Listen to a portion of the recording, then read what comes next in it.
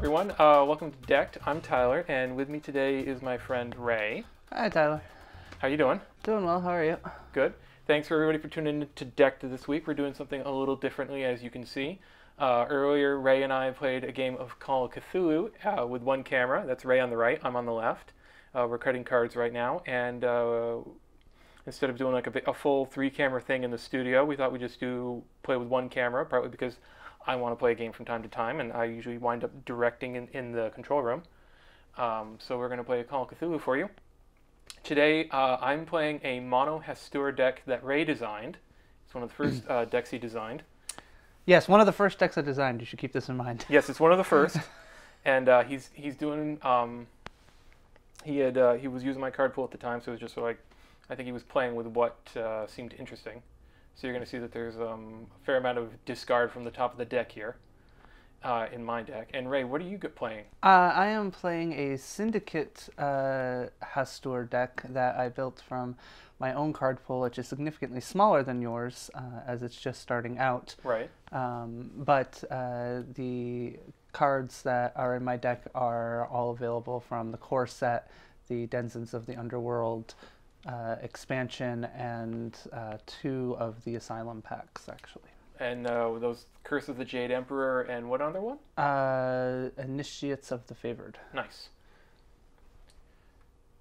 And I think people will see how effective the deck you've designed. I think it's running largely off Denizens of the Underworld. It is running largely off Denizens of the Underworld in the core set. Mm-hmm. So we're resourcing it this time. Yes. And if anybody's wondering why we're trying a commentary style video, it's largely because we both burble while we play. Yes.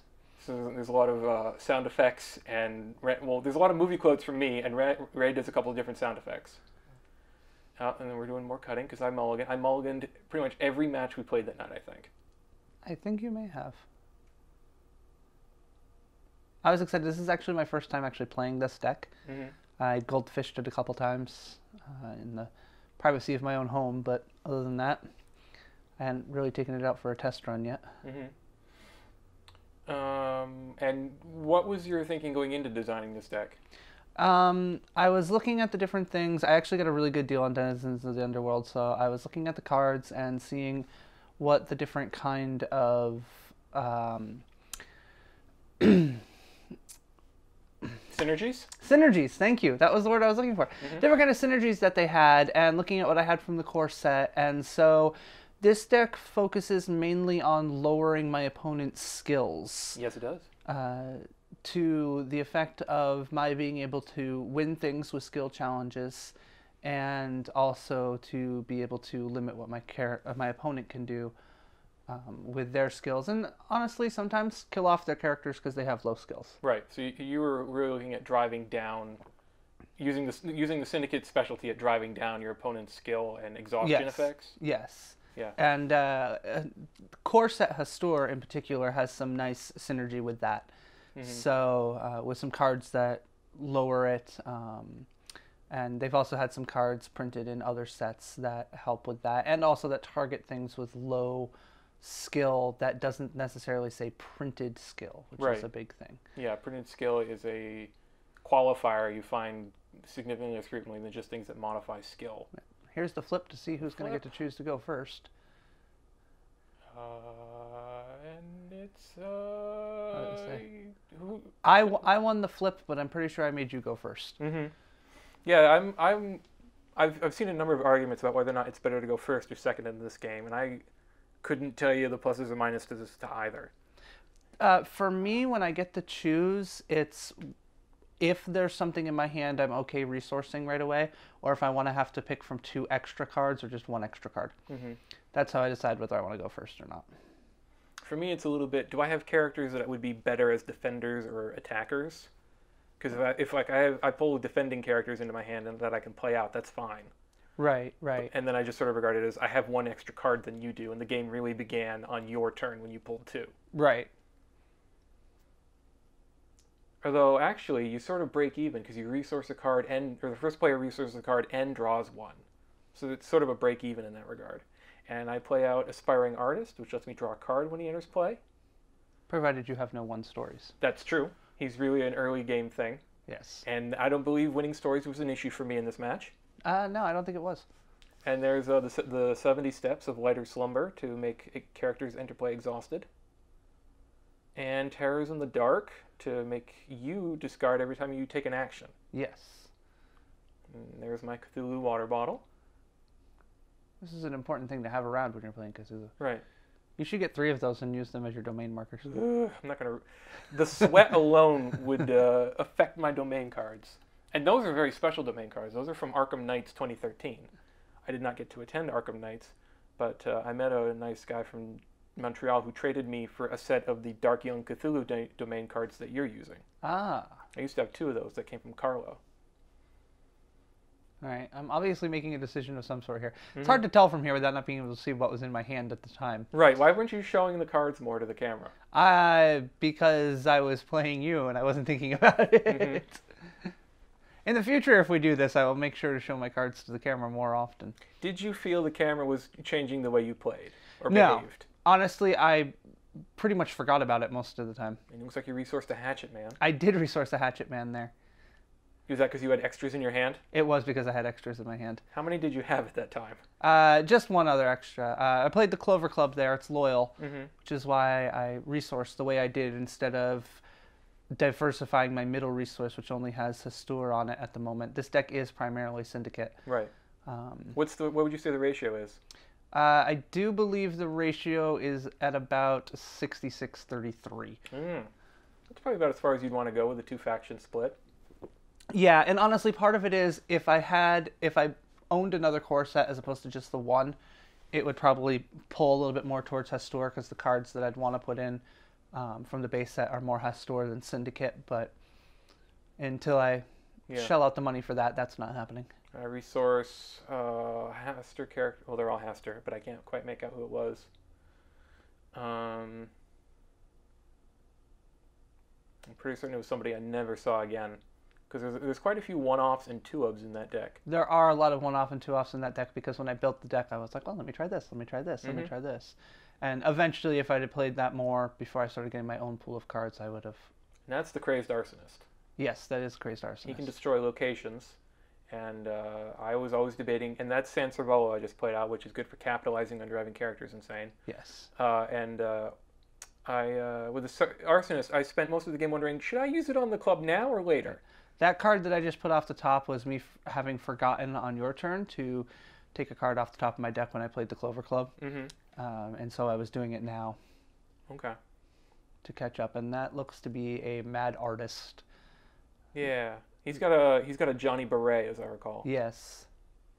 And honestly, he's just in there as a filler card at the moment. Does he do anything, or is he just a weenie? Just a weenie.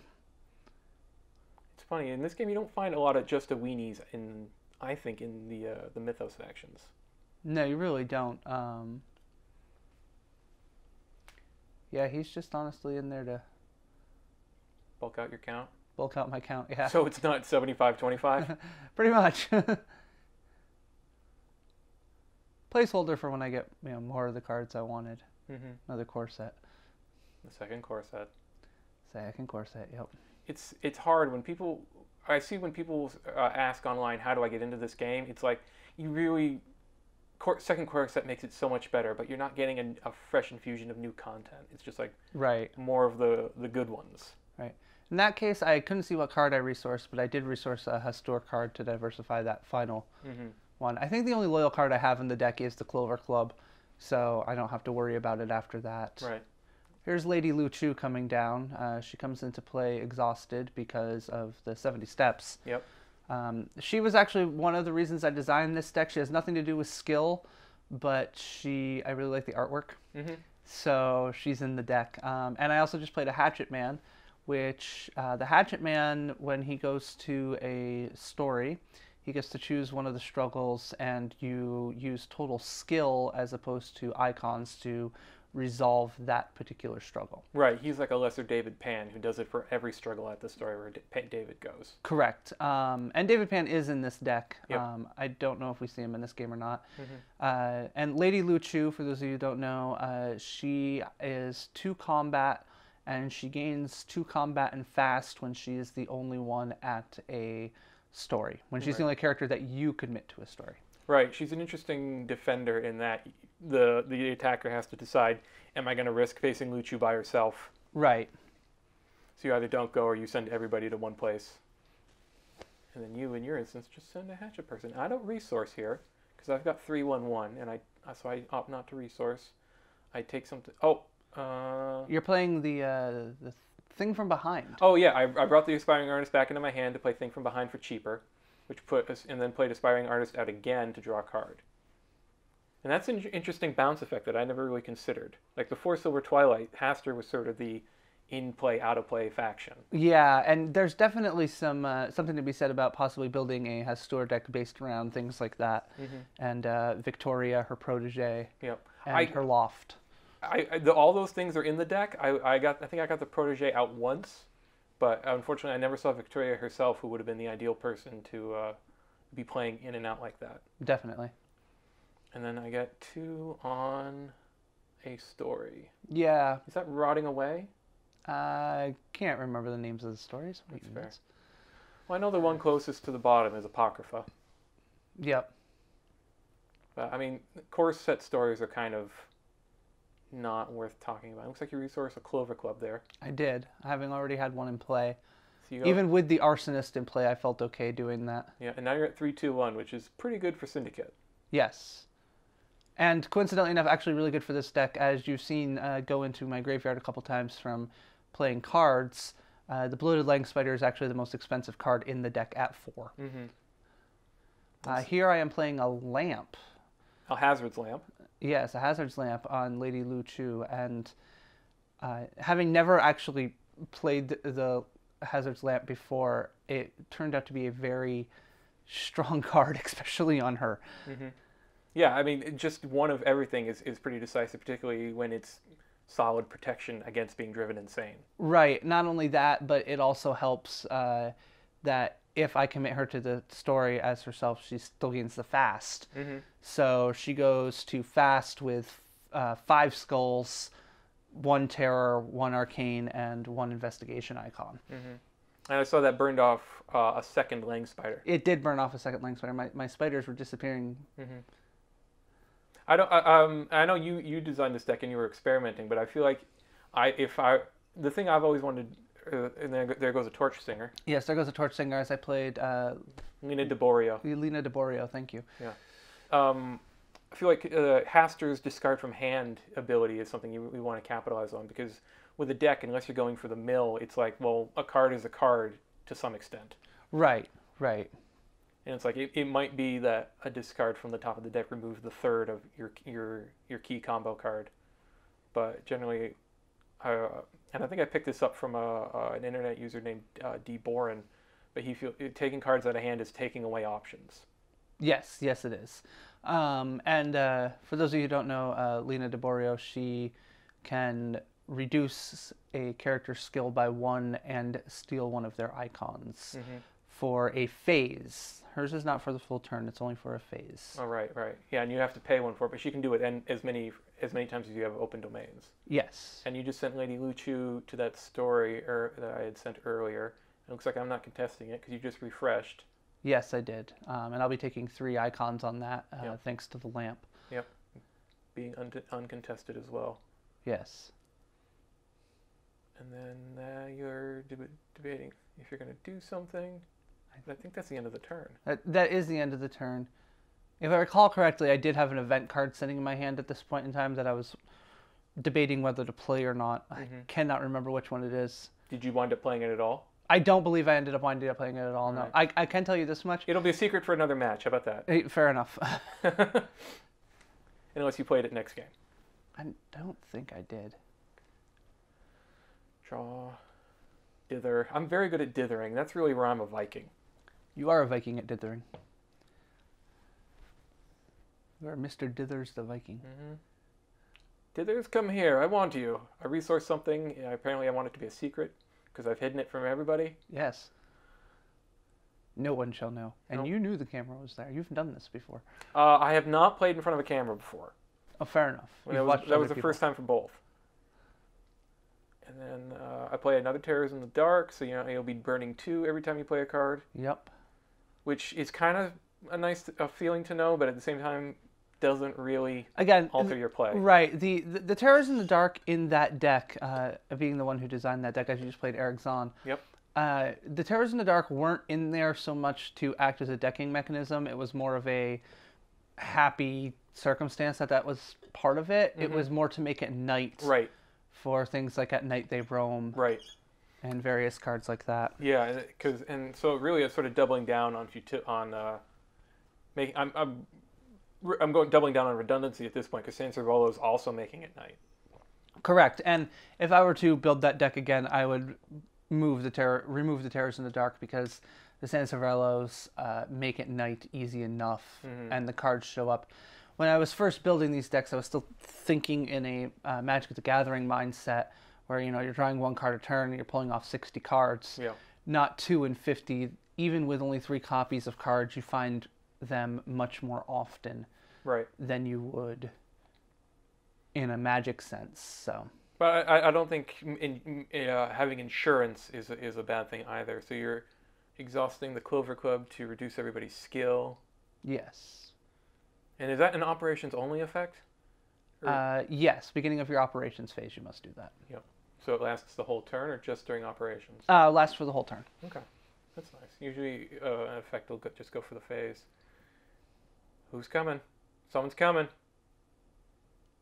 Henry Knoll, a real wise guy. Mm-hmm. One of the key components to this deck, as his ability is when he readies, you can give a character -1 skill, and that character also gains, when this character's skill reaches 0, destroy that character. Right, and that's when he readies, not ready him to. Correct, that's when he readies. Yeah, I think I hadn't really picked up on that during the game. I thought it was a ready at will action, kind of like a Maurice Diggs. Right.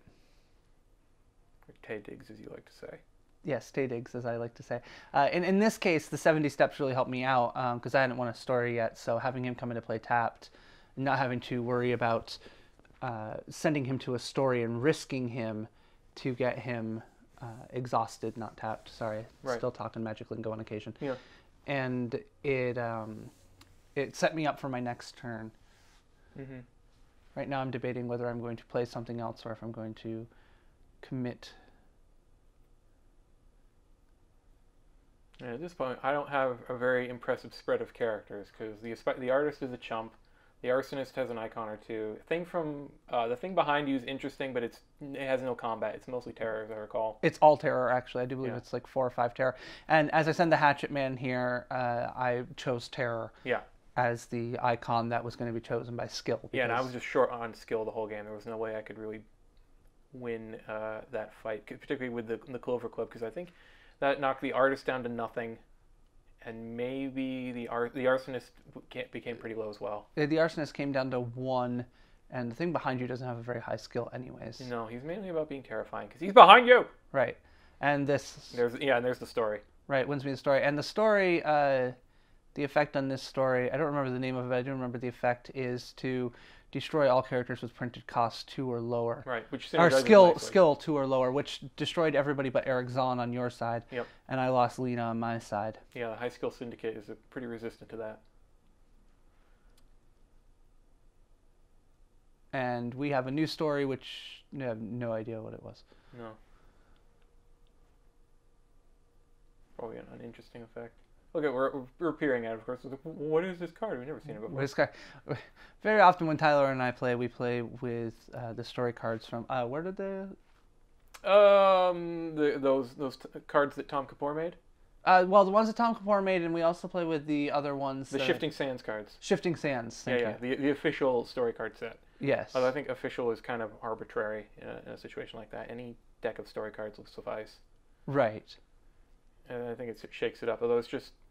You can tell that the designers of the game have been slowly refining what a story card does. Yes. Because you want to make it attractive to trigger, but you also want to make it not overwhelming, put the winner of the story at an overwhelming advantage. Right. So it's usually both players get to do, and the winning player has to evaluate how much advantage they're going to gain versus how much advantage their opponent is going to gain. Right.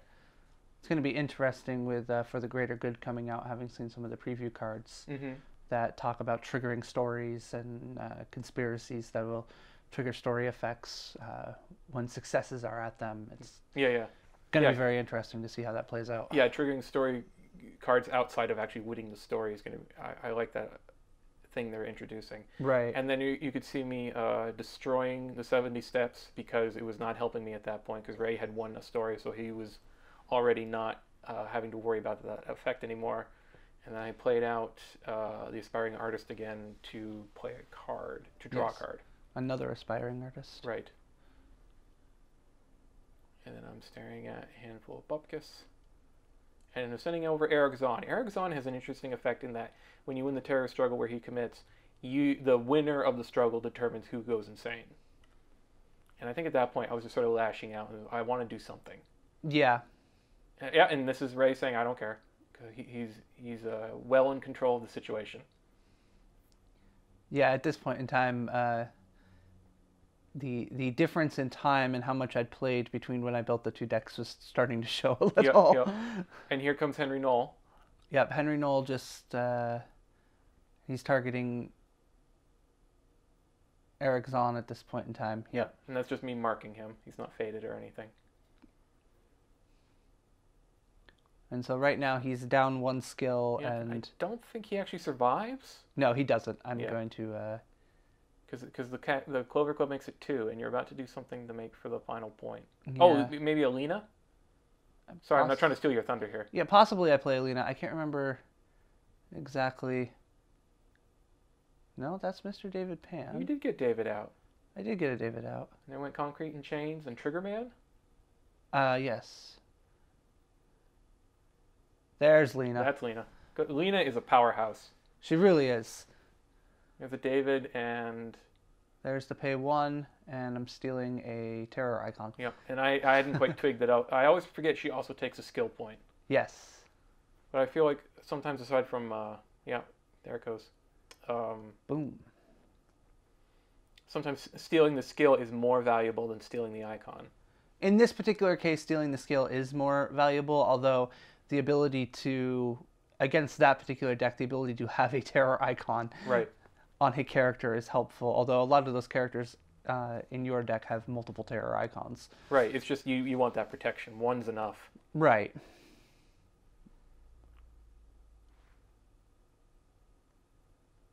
And here we've got... Super Deadly Lady Luchu. Yep, Super Deadly Lady Luchu. Which I feel like should be a kid's cartoon show. The Super Deadly Lady Luchu. And Friends. And Friends.